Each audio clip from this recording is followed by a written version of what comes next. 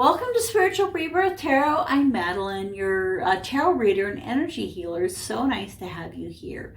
For this week, we're taking a look at the Native American deck again because we enjoyed it so much last week. So if you didn't catch any of the ones last week, please go back and watch them.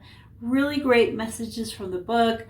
A lot of Native American information. Like yesterday, Three of Cups was really an amazing story about the dance of the three sisters. Anyway, so today let's take a look at the cards in the deck, the energies that we're being drawn to, and let's ask for divine guidance and protection in the reading.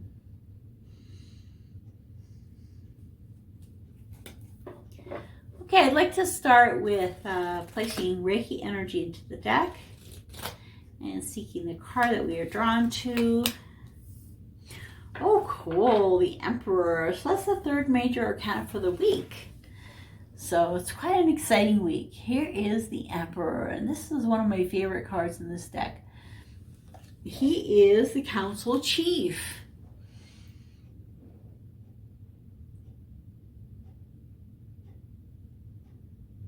I love the, I grew up in the Northwest, and so we had Mount Rainier and Mount St. Helens. And in fact, you can watch, have a short little clip on the thing of Mount St. Helens, me there.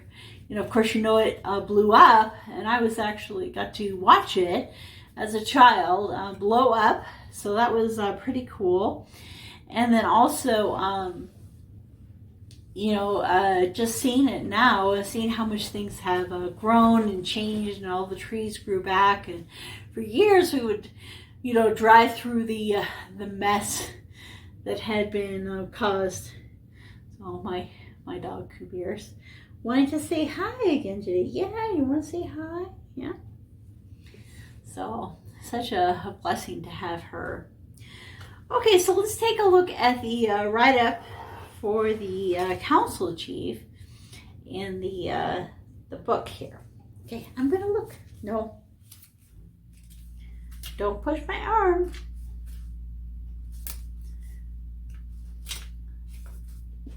Okay, the Council Chief. Thank you. Among the Native Americans were chiefs with different levels of importance. They headed small bands, families, or villages, but few tribes entrusted their leadership to one chief.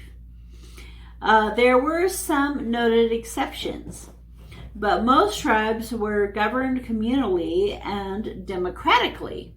That's pretty cool.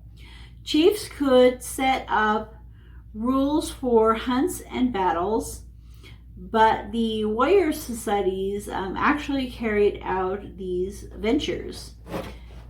In the tribal hierarchy, it was not uncommon to find that the society's power was greater than the chiefs, and the tribal council's power greater than the society's.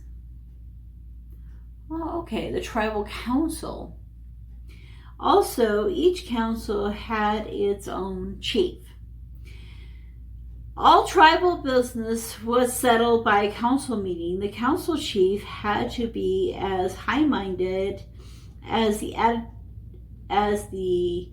altitude at which he is depicted on this card.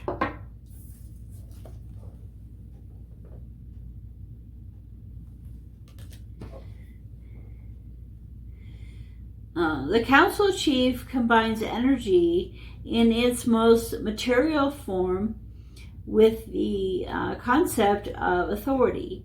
He holds eagle feathers as a symbol of his rank, and behind him rise the lofty Rockies. A mountain sheep poses on a ledge. The chief wears ceremonial headdress, 3 medallions, and the chief's blanket draped nonchalantly over his shoulders. You guys see if I can get it to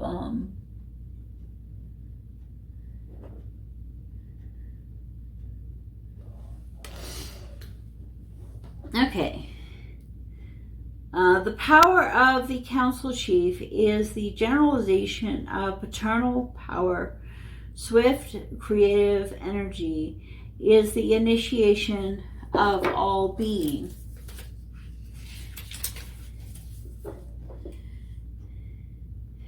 The spermatozoa of creation. The quantity of this energy, however, is impermanent.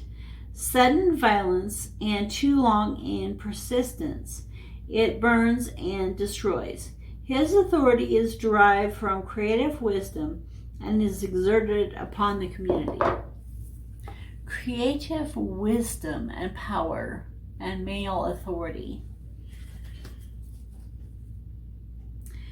Oh yeah, okay, behind him is a little ram, which, you know, the four, the Emperor is the Aries card.